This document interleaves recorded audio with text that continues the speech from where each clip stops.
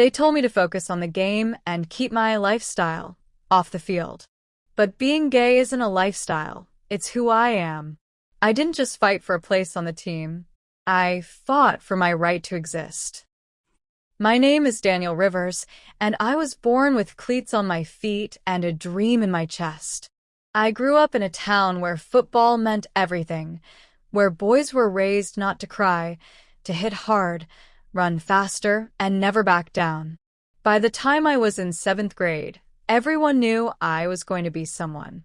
I had the arm, the vision, the discipline. Quarterback wasn't just a position. It was my identity. What they didn't know, what I couldn't tell them, was that part of my identity didn't fit their mold. I was gay. I knew it early, way before I even understood the word. While the other boys in the locker room passed around swimsuit magazines and talked about girls, I found myself distracted in ways I didn't dare speak aloud. I was terrified, not because I hated myself, but because I knew what they'd say, what they'd do, what they might take away from me. So I became two people. There was Daniel Rivers, the All-American football star, the golden boy, the leader, the one reporters quoted and coaches praised. And then there was the real me, lonely, scared, and silently screaming for someone to see me without turning away.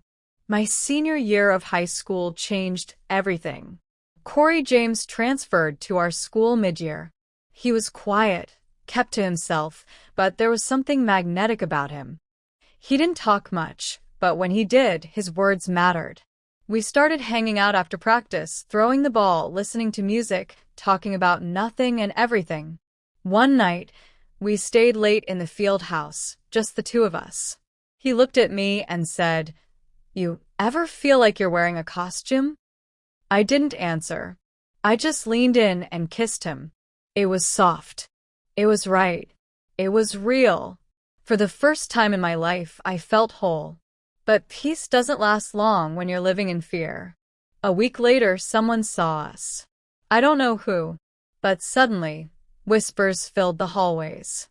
Laughter followed me like a shadow. Locker room conversations stopped when I walked in. Corey didn't say anything. He just stopped showing up. Transferred again. Vanished. And I stayed. Because football was my life. And I thought if I just kept my head down, worked harder, won more games, they'd forget. But Coach Davis didn't forget. He pulled me into his office, shut the door, sat down across from me like he was offering me a favor. "I don't care what you do off the field, Daniel, but don't bring it into this locker room. This is a team. You understand me?" It wasn't a threat. Not exactly. But I got the message. That week I was benched. No warning. No explanation. He told the press I had a minor shoulder strain. "Better safe than sorry before playoffs," he said. I knew it wasn't the shoulder he was worried about. It was the rumor, the image, the distraction. I sat on that bench, helmet in hand, every Friday night, watching the game I loved become a cage. I wasn't hurt physically, but I had never felt pain like that before. The betrayal, the silence, the cold shoulder from teammates I once called brothers. One night, I went home and opened my laptop. I stared at the screen for an hour before writing a post on social media. I'm Daniel Rivers. I'm a quarterback. I'm a senior. I'm an athlete. I'm a leader. And I'm gay. I was benched for who I am. I'm tired of pretending. I'm not ashamed anymore. I hovered over post for what felt like a lifetime. And then I clicked it. I thought I might regret it. I didn't. Within hours, the post exploded. Some comments were full of support and love. Strangers telling me I was brave. Kids saying I gave them hope. But others were vile. Names I won't repeat. People saying I ruined the team. Parents saying I was setting a bad example for their sons. Coach Davis called me the next morning. "Take the post down," he said. "You're making a scene?" I told him no. He benched me for the rest of the season. But something strange happened. Reporters started calling. Not just sports reporters, national outlets. People wanted to talk about Daniel Rivers, the gay quarterback who stood up to a system that tried to silence him. I was scared, but I said yes.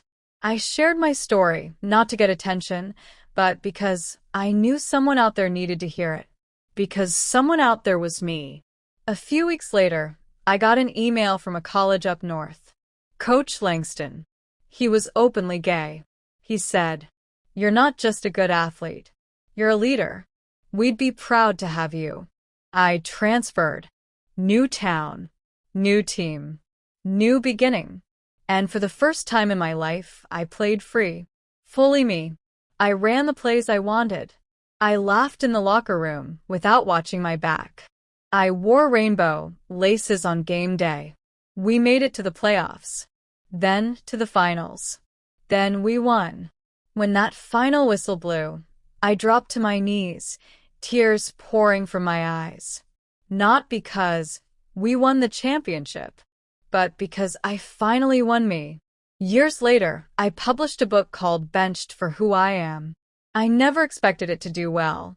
I just wanted it out there. But it took off. Book tours, interviews, schools inviting me to speak.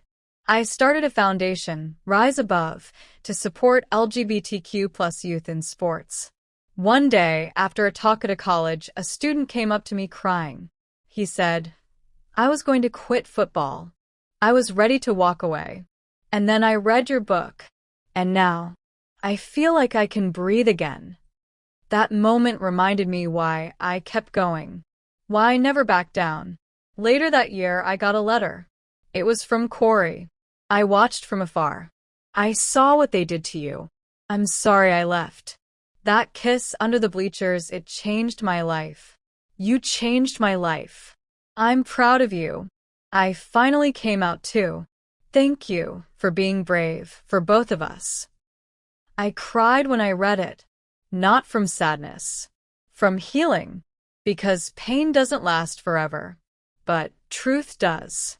Now, when I step onto a field, I look around and know I'm not alone.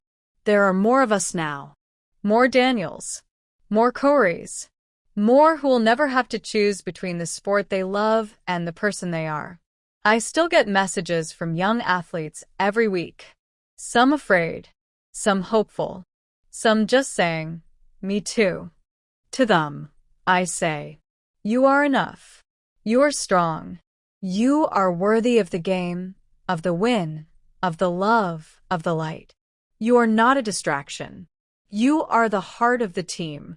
They tried to bench me, but I didn't stay down. I rose. And now so will you.